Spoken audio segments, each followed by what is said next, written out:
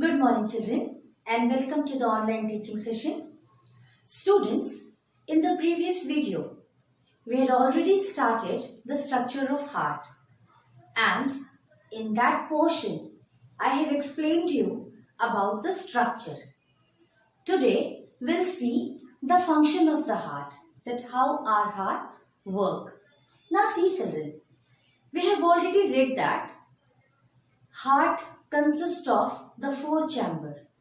Okay, and first of all, we had seen that the whole heart lies inside a covering that is called as pericardium. Here I have not drawn the pericardium just to avoid the confusion. Okay, so the heart is already lying in a structure that is called as the pericardium. After that, we have seen that we can divide the heart into the two chamber, basically two chamber, and that is called as the septum.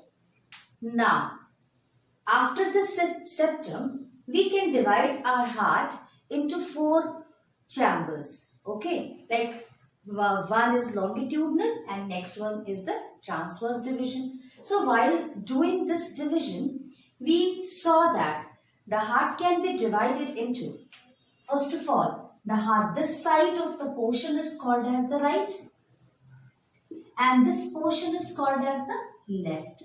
So while making this line, we can see that we all can divide the heart into two phases, that is two chambers, that is right side and left side. Or it's better to say that while making one line, we can divide the heart into the two sides, right side and left side. Okay. After that, with the help of some valves and all, we can divide our heart into four chambers. Now, this one is called as auricle.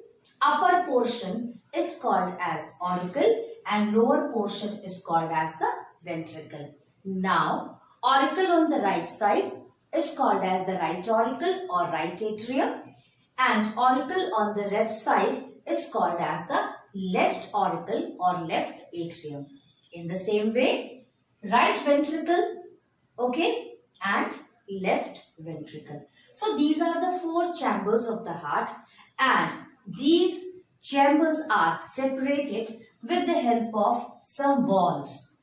And these valves, we have already seen that it will be a tricuspid valve, it will be a bicuspid valve, and bicuspid is also called as the mitral valve. After that, this can be regulated by semilunar valve and semilunar valve. Okay, that's why SV1 and SV2. Even somewhere you will see that it is written as S1 and S2 nodes. Okay, but it is semilunar valve 1 and semilunar valve 2. Clear? After this, we'll see some veins and arteries are also present in the heart. Okay, now structure I have already shown you that this side to the right atrium there is inferior and superior vena cava, and to the left side there is pulmonary vein. Okay, so this was the structure of the heart, children. Then you all can see that from the downside, I have made a broad base. Reason for the broad base is because our heart has to hold the blood with a pressure. And just to hold that pressure, the lower side valves are thick in comparison to the upper side. And that's why I have drawn this as a thick valve. Clear? So till here it is okay. Now see how the heart works. What happens? The vein, that is inferior vena cava, it brings the deoxygenated blood from whole of the body part. Okay, now suppose if I draw it like this, and what is this now? Now through the body, what comes? Now this right side and left side I am going to erase so that we can label everything in the proper order. Now, what our vein brings our vein brings deoxygenated blood. From where? From the body. Okay, now let me write deoxygenated blood from the body. Okay, and what is the function of the superior vena cava? Superior vena cava brings the deoxygenated blood from the upper side of the body. That is from the head region, from the facial region, from the arms as well as from the chest. So this upper portion, the deoxygenated blood comes to the heart through the superior vena cava. Now suppose I am drawing it like this. Okay. Once again, this is, I am writing it, deoxygenated blood comes from where? To the body. Understood? Now, the blood has already entered in the right auricle. All the deoxygenated blood has already entered in the right auricle. As soon as the blood will enter into the right auricle, these tricuspid walls, they will open. Okay. Now their regulation we will see afterwards. Now these cuspid walls, they will open. As soon as these walls will open, now you can see children, I have drawn the figure like this and it is linked with this, with a semilunar valve. As this valve will open, this area will move to this side.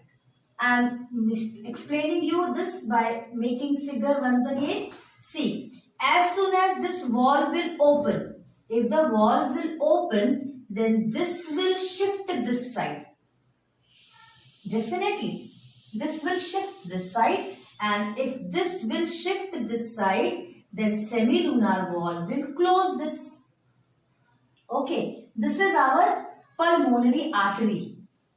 Okay, now this valve gets opened, that is tricuspid valve gets open, and the whole blood, the whole deoxygenated blood will pour into this right ventricle. Understood?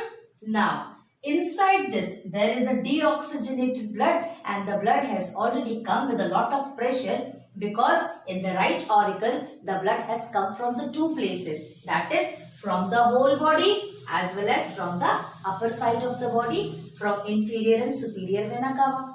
Okay, so once the blood has entered here, the valve will open and the blood will fall into the ventricle portion with a lot of pressure. Okay, so now the blood has come here with the pressure. These valves, these ventricles, they will get open, they will expand so that they can hold the blood. Now, as the blood will move here, all of a sudden the blood will turn and then it has to move through the pulmonary artery. Okay, now why it will move through the pulmonary artery? Why it will not move again to the right auricle? Because if the blood is coming from the top side, then what happens? The ventricle will hold the blood and at the same time, the ventricle will contract from the lower side. Okay, if the ventricle will contract from the lower side, then definitely it will pass the blood in the up direction. Now, if the blood will move in the upper direction, it means there are the two ways by which the blood can move. Okay, blood can come back to the right auricle as well as blood can pass through this pulmonary artery.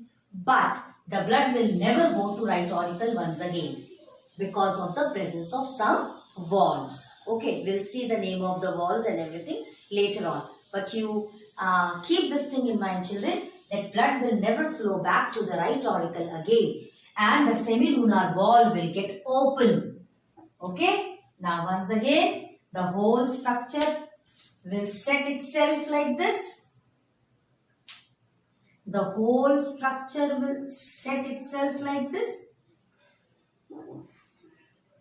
And this valve will open and the blood that has already come here, it will move up through the pulmonary artery and it will go up. It's better to draw it with a red pen. Okay, now see what happens. The blood will come from here, blood will come here. This is our right ventricle. Okay, then blood will take a turn. When this will contract, as soon as the blood will enter here, this will contract. If this will contract, then blood will move up, up, up, and through the pulmonary artery, the blood will reaches to where? Blood will reaches to the lungs. Okay, and we all know that we have a pair of lungs. Now see what happens. There are two pulmonary arteries. Okay, I am drawing it. Suppose this is the structure of the lungs. Clear? You have already studied these things. Okay, bronchioles and all. Now suppose if I have drawn the lungs like this, what happens to this pulmonary artery? This pulmonary artery will go to each of the lungs like this. Okay, and we all know the function of the lungs. It helps in the purification of the blood. Okay, because our lungs contain what? Our lungs contain alveoli. Millions and trillions of alveoli are present inside the lungs. They are the bag-like structures and they are surrounded by the blood capillaries. This you have already studied in the respiratory system in class 9. That is, our lungs is surrounded by the blood, it contains the alveoli. These are the bag or the sac-like structure that used to carry the oxygen or gas inside it. And then what happens when suppose this is one alveoli, then exchange of gases will be there, and everything will be passed on to the pure blood will come out, and the pure blood will again reaches to the pulmonary vein. Understood? So this is the function. Now you can see how I have drawn this. Okay. So what has happened till now? The blood all the blood has come into this portion. From here it moves here and then back again the flow in through the pulmonary artery. Although the arteries carry the oxygenated blood, but near the organs they does the opposite work. This I have already told you. So near the pulmonary artery, the deoxygenated blood will move. It will go to the lungs for the purification, and from here also, and from there they will come to the pulmonary vein. Now same function as it is this side. What happens? They will come through here. This valve will be open. As soon as the valve will open, the oxygenated blood will carry inside the left auricle the valve, that is mitral valve. This will open. As soon as this will open, this will get closed. Okay, because if it will open, then it will become broadened and this will close. Now it will come inside. Once again your ventricle will contract, and if the ventricle will contract, then what happens? The blood that has already come in, the blood will go and through the aorta. This is the largest artery. So through the aorta, the blood will start moving. The blood will start moving and reaching to the body, children. See, I have drawn the blood will move like this through the largest artery. Aorta is the largest artery, and it is carrying your blood. It is giving your blood to the body once again. So see, this is your aorta. I am drawing it like this so that you should not get confused. Now it is reaching to the body. From here also, once again, I am drawing two aorta so that there should not be very much confusion for you. Now one is reaching to the body, and what about other? Other will go from here to the upper side of the body. Okay. So I think so the structure is almost clear. Okay. Now, so this is all about the function of the heart, that how our heart performs its activity. Clear? Wait a minute, let me bring my green pen so that I can draw it for you. Now see, I have changed my pen so that there should not be much confusion for you children. Once again, I am revising the function of the heart for you. See, from the whole body, the deoxygenated blood will reaches to the right auricle through the inferior vena cava. Okay? And from the upper side of the body, that is from the chest, from the arms, face and head. From these regions, the deoxygenated blood will reaches to the right auricle through the superior vena cava. When they will enter here, the valve will get open, the whole blood will come inside the right auricle with a pressure, and to hold the pressure, the basal walls are, muscles are, they are thick so that they can carry the weight. Now, all of a sudden, the ventricle will contract. It will contract and the blood will flow up. Then through the pulmonary artery, the blood will reaches to both the lungs. Inside the lungs, there will be the purification of the blood, and then the blood will comes out of the body through the pulmonary vein into the left auricle. From the left auricle, left ventricle, once again the same process, contraction, and the blood will move through the aorta. Okay, one aorta will take the whole blood to the body, and one will take the whole oxygenated blood to the upper part. Now this is your oxygenated blood, and again this is your oxygenated blood. Understood? So this is the function of the heart. Clear? Now children, we have to see that what are the valves that used to control the flow of the blood. And one more thing children, our heart contracts and relax whenever the right auricle takes the blood from superior and inferior vena cava. At the same time, the left auricle takes the oxygenated blood from the pulmonary vein, and at the same time, the blood from here and blood from here, that is deoxygenated and oxygenated, both the blood reaches to the ventricle, and when the ventricle contract, then at the same time, the deoxygenated blood from here and oxygenated blood from here, they move up. So both the auricles get filled together, and both the ventricle, they get emptied together. Clear? So at the same time, the blood comes here.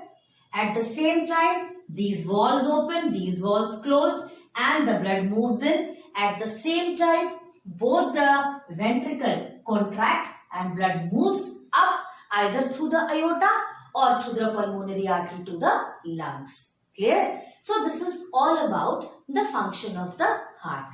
Now we will see that what are the valves present in the heart which control and regulate the movement of the blood flow. Okay, that we will see in the next part. Thank you.